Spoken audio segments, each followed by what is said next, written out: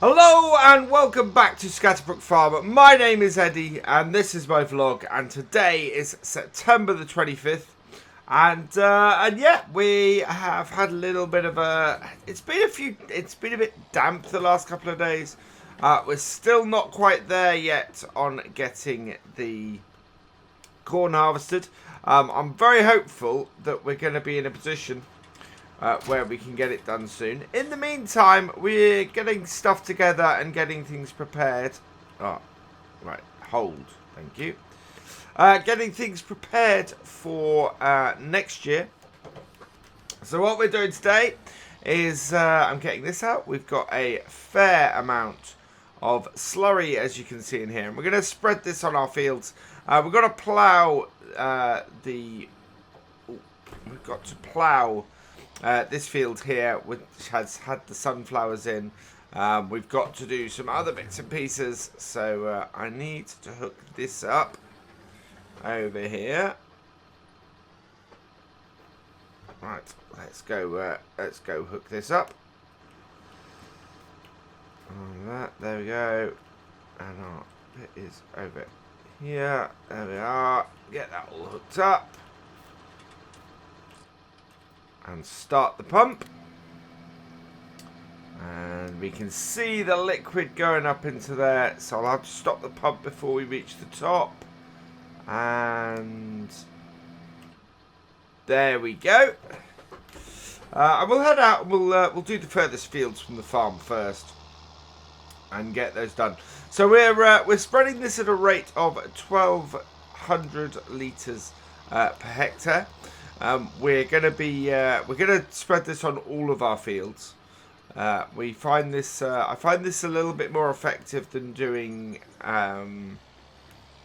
it with our solid fertilizer, and we tend to get more liquid fertilizer out of our pigs in a year than we do solid fertilizer. We try and mix it up as to how much we can get off them. We've actually got some our great spots are getting very, very close to sale now. We'll sort of early winter, we'll start selling those. And while this little tractor is great at doing most things, these hills with this tanker, full tanker on it, it is not a fan of. Other than trying that, I'm just gonna take it up to the top here. So I won't run the tanker uphill with this, and we will do a clockwise headland when we come to do that. But you can see the struggle, and so that's why we try and work across the field and work downhill. Is what I'm trying to do. There we are. So bring this into position here. Turn her on. And away we spread.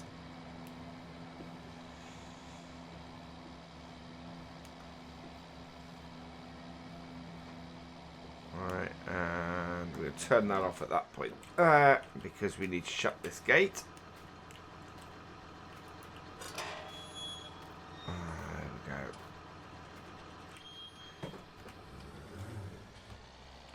Turn around and back we go. Now for most of this field we're actually able to reach across and do the headlands. It's when we get into the sort of that side down there that it gets a little more difficult. Trying to make sure there's a very, very subtle difference in the ground that you can see. With this, still pumping. Don't want to be pumping. There we go. Yeah, and so we're getting a pretty good coverage here. Looks like I need to move over slightly. There we go. Now that bit that I missed at the start there, where I was lining up, that should be able to be got by us doing the headlands in a bit. And I don't mind doing a little bit of overlap. I obviously don't want to saturate parts of the field. But at the same time, I want to make sure that I'm in the right place. And that we're getting enough coverage on this field for the slurry. And if we can then get this all done and into the ground when we come to cultivate this, because we'll cultivate this field, we won't be ploughing this one. Two of our fields we're going to be leaving fallow for this year. So I've got a crop rotation with a fallow year in for fields. So it's this small field here, and it's one next to it. So the two that we did barley this year are going to be fallow for next. I believe. I'm trying to remember which way round it is. I know that canola I think goes in after the sunflowers, while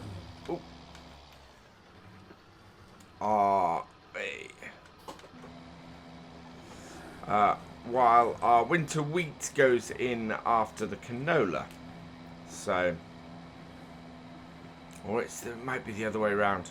I can't remember. I just noticed, actually, I have a whole field to bale up as well. We don't want to be leaving that straw out there much longer. I need to get that in, especially with the few damp days we've had. We need that to dry out, actually. Hopefully that'll dry out a little bit, and then we can get that baled up. It really got to check the moisture content carefully, because it can be quite... Straw is one of those things, actually, that can be quite dangerous. If your straw is too wet... this is the amazing thing that that many people don't know. If your straw is too wet, you actually can end up causing a fire. Because it's just really weird that. Basically, you've got bacteria in the straw that if it's too wet, they start multiplying. They create energy. They dry the straw out, which is all right up until they dry the straw out too much. At which point it gets too hot and you get spontaneous combustion in straw. So yeah, it's a weird one that you have to get your moisture content just right in your straw, so that it's not too dry and not too wet. And too wet being the one that is the problem, really, more than too dry. Too dry is not actually. I'm not sure there is much in that way. Too dry might be I've never come across straw that is too dry, actually. Maybe that's just from having farmed in Ireland for so many years. But yeah, that's never been an issue. But too wet, absolutely. So I will go and get the baler out on that in later. Again, if we're delayed anymore by this corn is a huge pain to do. It's why around here you find that most people plant corn so that they can make silage, not so they can harvest it for pig food. There we go. Up and round, and then just trying to make sure. Yeah, I've already been down that. Let's head up here and get this one done.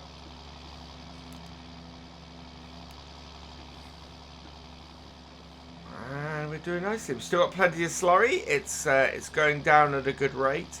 The two fallow fields, we will still do those. We will still put slurry into those, so that they are done as well. As I said, I really want to get the fields that there are a couple of fields we really need to get done, and those will be better. Now, what I like to try and do is put in. I think we're actually good to go on the headlands now, so we'll head up to the top of the field. I think we're actually good to go in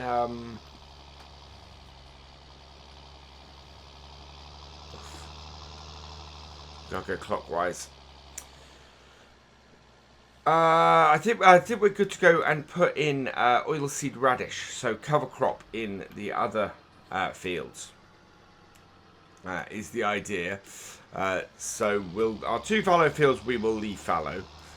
Then everywhere that we'll get our 2 winter crops in, and then anywhere we can put oilseed radish, knowing that we're going to be planting those fields sort of mid-spring next year, is a good way to go. That will give us an extra boost of fertilizer on those fields, and it's just makes a massive difference to us in our yields overall. So we'll look at doing that. As I said, first we need to get this field done. Now we could have used our slightly larger tractor for this, but this tractor's always done this fine. This has always been able to handle this job, so didn't really think that we needed the other one. And it is doing a good job. It is doing an absolutely fantastic job. So the ones we need to do is we need to get this field done today. We need to get our sunflower field done today. We obviously can't do that wheat field there because that still has bales or straw to bale on it. So we're going to have to go and do that soon. And we could do our 2 fields that we're going to leave fallow. I think that's probably a wise idea. So let's go do those next. That should be, though, this field done. Right, onwards then to our next one. And this, the next one we've got here should be pretty quick. It is just this little one here. And yeah. Again, we'll start at the top. We'll work with the slope, which, as you can see, is how we also plant it. And this one we have to finish off clockwise because it is a much steeper field. And I'm just leaving it running at the top here just so that I can get around there more easily. And off, and you can see here the sun is reflecting more on the slurry that we've done, so you can more clearly see where it is that we are, where we've been. And I do like it. This is a really effective way of saving money on the farm, and again, one of the good reasons for having pigs on here is the fertilizer they produce. It all offsets, and we're actually able to sell this if we have any additional at the end of the year. Then we can sell this as well, and that goes quite well. And then we can get digestate back as well from the BGA as a result. It's a really good way of us being very cost effective on the farm.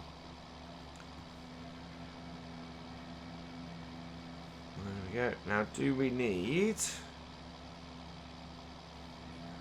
Nope. That should cover it. So we'll bring up here, back out. And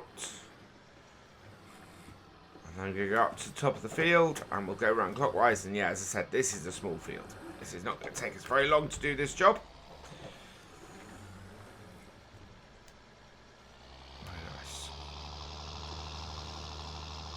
I think we need to do some work on this tractor soon. It's got a little bit of wear and tear on it. It needs a little bit of a service. Tend to service all of our stuff at the end of the year, but yeah, this is she's doing well, this old girl. You know, we do have that problem with the front hitch that we had to remove it on this, but otherwise the tractor's great. and does us well. It is just then the 7R we are using. This actually it might be a 6R that we're using for the rest of the field, for the rest of our heavier jobs. It's a great tractor for that. But certainly the lighter stuff, I'd rather put the hours on this tractor than on the than on our newest. Yeah, and this is where this may not be absolutely ideal for this. And there we go. That is that done. One more field to go up here, and then we can go back. And it's going to be a large one. Now, this is the thing. This year, we're leaving this fallow. So this is a big field for us to be leaving fallow on the farm.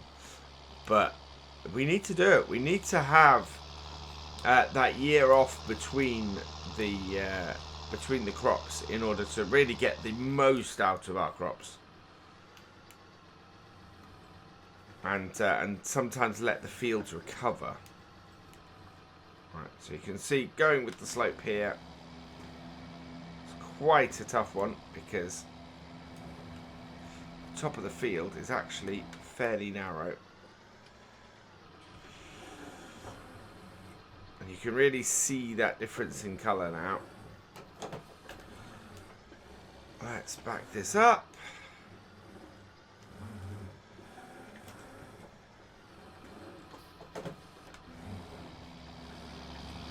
Bring that up here. Yeah, there we go.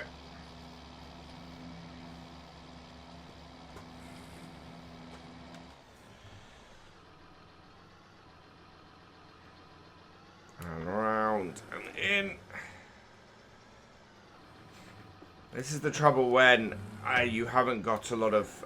so on these other two fields, we've had a lot of turning space. On this field, it's a lot tighter, especially at the top end of this field, where we're trying to go with this slope, but we've not got a lot of hedgerow at the side of the fields to turn around in. We're finding it that we have to get up here and, yeah, make that tight turn,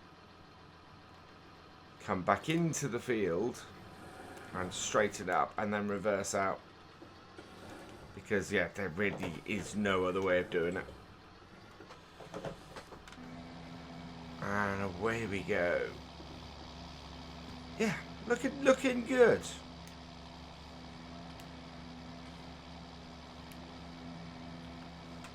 Looking very good.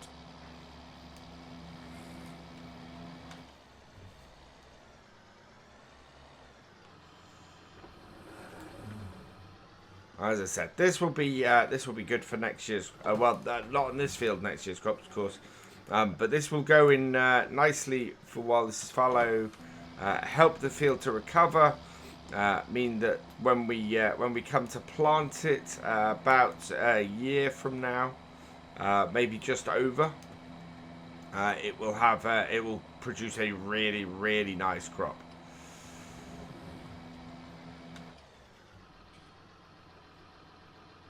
And if we can get some oilseed radish in here about this time next year, that will really boost the next crop that comes into here, and just sort of and then gives us another level of fertilizer as well. And it's just, yeah, preparing the fields for a massive payout every few years is quite good. And we tend to do it with the barley. The barley's worth a little bit more than the wheat, but has a slightly lower yield. So we tend to do it with the barley because if we can boost that yield in the barley by a considerable amount, then we can make a lot of money. And we tend to put in spring barley as well. So it means that we can lay this fallow for a year, then put in a load of oilseed radish, and then put in the barley, and it just bang, there you go. That's proper fallow setup that will produce results, and producing results is what we're all about around here.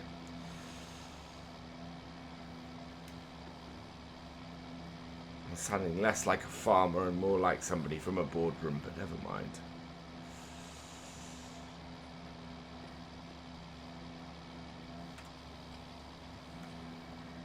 There we go.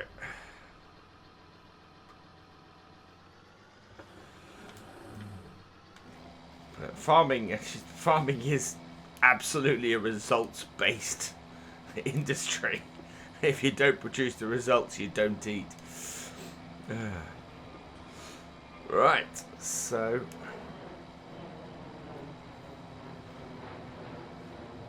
as they're fond of saying in the continent at the moment, no farm, no food.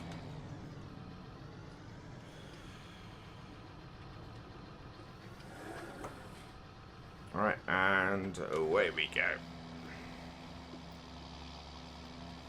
So yeah, it's doing well. We've still got or just under half a tank of slurry left.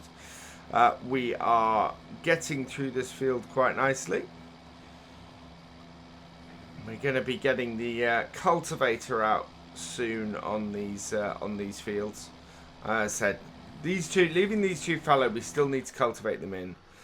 We'll still get this on here because I want to cultivate this in. This won't need ploughing. This will just need to be cultivated, and then yeah, what we'll do is next harvest season we'll make sure we get some oilseed radish in here ready for.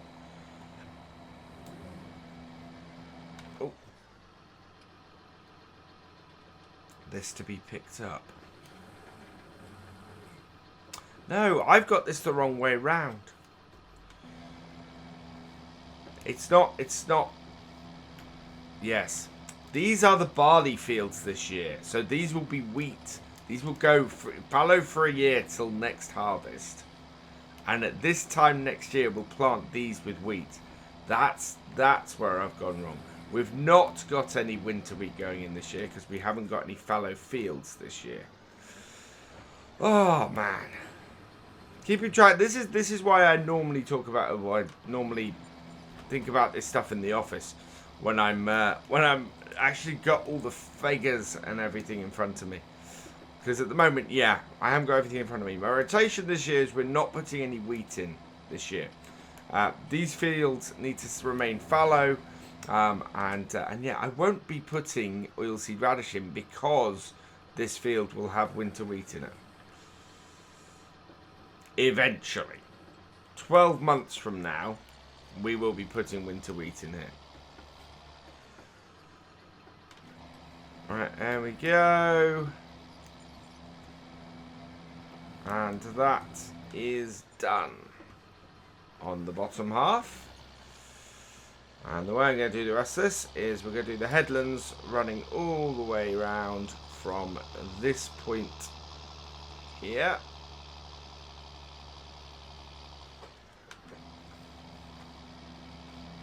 Yep. Let's go. Perfect. So yeah, we'll just do the headlands now, get this field finished. And I think I've got just enough time in this vlog for us to go and do one more field. And that then will be all of our fields done today that we need to do. I think that next time what we're going to be doing is either going round and... well, it kind of depends on what the weather does. If we get enough drying the next few days, then we might be able to go and do the corn. If it dries a bit... I think we might be able to go and do the baling and get the last of that wheat done. We've also got to do some cultivating. We need to get the winter canola in. So we're not doing winter wheat, but we do need to get the winter canola in. So we've got that to do. And I think that's following the wheat. So yeah. So there we go. That pretty much decides what I've got to do. While I've got to get these fields cultivated. Our winter canola needs to go in over on over in that wheat field, so we need to get that baled and collected. So I think we'll probably be doing that next time. if we don't have a dry enough a set of corn to harvest. If it gets really desperate, if we're looking at not making it through before it's before the corn gets before the corn withers and we lose it, I'd rather harvest wet corn and dry it out, especially if it's only a couple of percent over amount. Then we might harvest it while it's still a little bit wet. But I will leave it. I will do a really late harvest rather than do that. Right, cross the road. And then we'll just go and finish off over this way.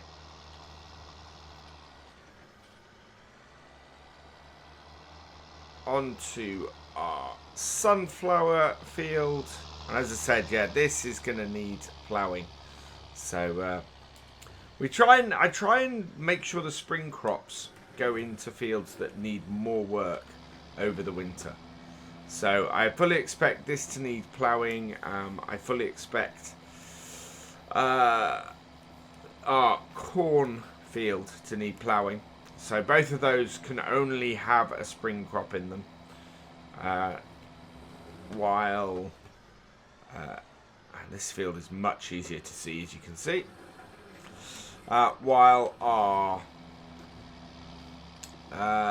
where we have crops that don't need ploughing, so the canola and the canola field is going to have barley in it, I think. No, yeah. Anyway, yes. The one field that we do have that won't need ploughing and doing this year is the wheat field. That is going to have canola in it, and so that will get a winter canola crop in it. The barley field, as I said, we do that as a fallow for a year, so that doesn't need ploughing. But we can, but we will cultivate that and leave that cultivated for a year to clear that out. Oof. Right, and away we go. Yeah, I'm a little too far over. Trying to reduce my overlap and failing on that rope. But yeah, so it's as you can see, without my crop rotation in front of me, I find it very difficult to talk about my crop rotation. But it's good. It's it should we've got an optimal crop rotation on here now that should produce the best set of crop if we can harvest it, and that is always the trouble. Is that we can harvest? We're plenty able to harvest most of our crops on here easily. The corn is always difficult, and I don't know anybody who doesn't have that kind of issue with actually harvesting corn around here. Turning it into doing chaff from it and doing silage from it, no issues at all. People grow it all the time around here for that. Actually growing it to harvest the corn, that is a lot more difficult, and that's why most people who do our kind of stuff will buy in pig food. And I see why. I've tried it for a couple of years. I've tried to get it to work, and it doesn't. I'm looking into possibilities. One possibility is to go back to doing some potatoes on here. Potatoes always grow well in this part of the country, in this part of the world, and yeah, I can probably make enough money from potatoes off this farm to then go and buy pig food each year, and buy enough pig food, and then we'll just have a giant thing of it. I've considered experimenting with oats with the stables. It might not be a bad idea, but to be honest, again, Might be just cheaper to buy in oats than try and do them. Although they tend to have a fairly good, a good price that oats go for. So they're a possible crop for the farm. But I don't want to fiddle with my rotation too much. But if we're looking at getting, struggling to get our bits done every year, then it just makes more sense for us. Always so close on this side to going into the river. It makes more sense for us to just do a different crop to the corn and leave the corn. And even sunflowers do better on here than corn does.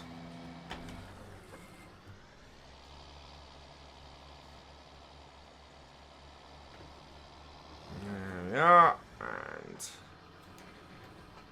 again. Just going down nicely.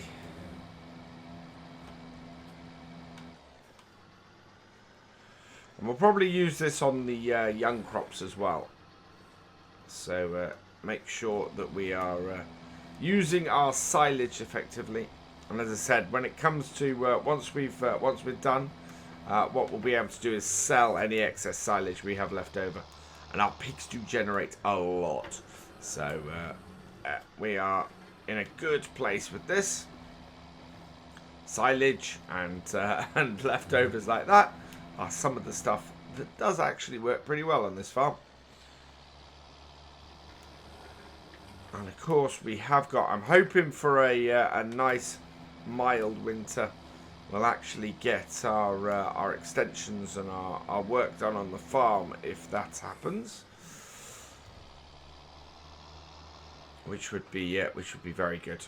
Yeah, to be able to get the concrete down in the yard, to extend our sort of our yard setup, that would be good. Whoa! Number of times I nearly put that tractor in that ditch. Right, and then we'll head out down here. Do a little bit of overlap early on, but that should be fine. There we go.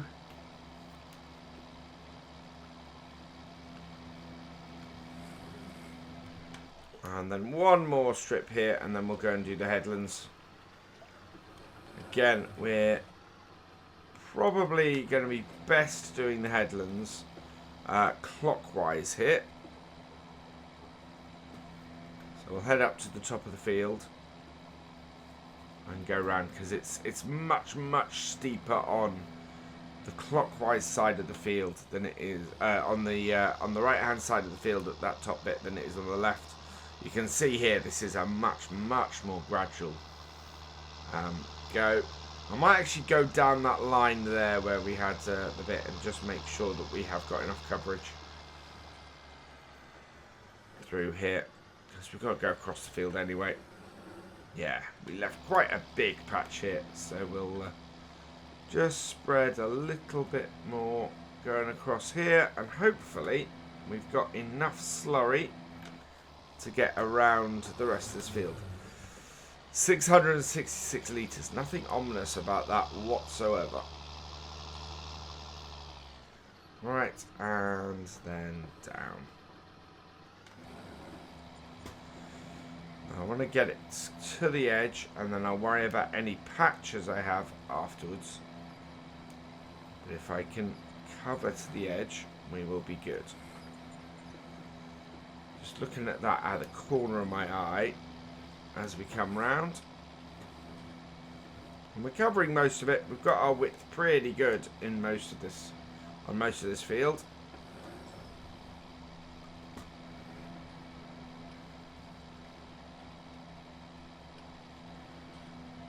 We are going to be ever so slightly short though, I think, on here, because we're down to 300 litres. I think we're going to need to add maybe 500 litres back into the back from the slurry pit just to finish this field off. Yeah, look at that. 156.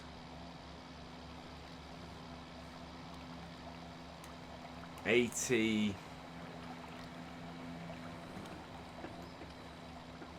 20, so yeah. There we go. We're out of slurry. We need to put maybe I would say about 500 litres. It's really not that much. So we'll hook it all up.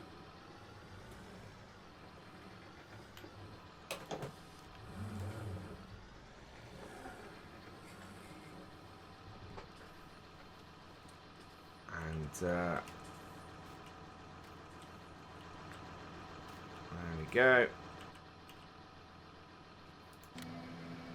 Right, there we go. Really don't need much at all. I like it all. And we will later, but I don't really want to leave a huge amount of slurry in my tank.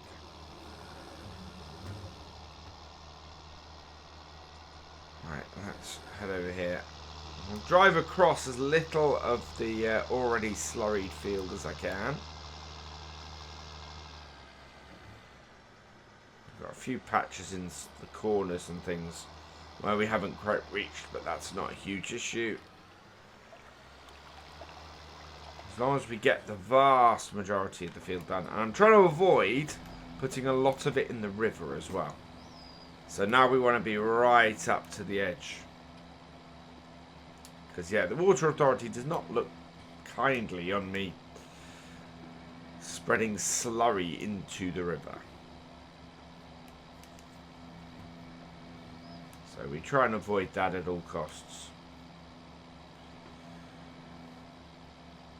There we go. That is going nicely. And we should, yeah, as I said, we will have we'll have got all these done. We've still got 2 more fields to put slurry on this year. One of them, of course, at the moment is covered in straw, so we'll be getting that fixed soon enough. The other, of course, still has crop in it, so we can't do anything with that until we've got that crop harvested. That may be, hopefully, we'll be able to get some slurry on that before the ground freezes too much. But we'll see how we go, because the next thing to do in all these fields is get them ploughed or cultivated. Yeah, still quite a bit to do before the end of the season and the end of the year.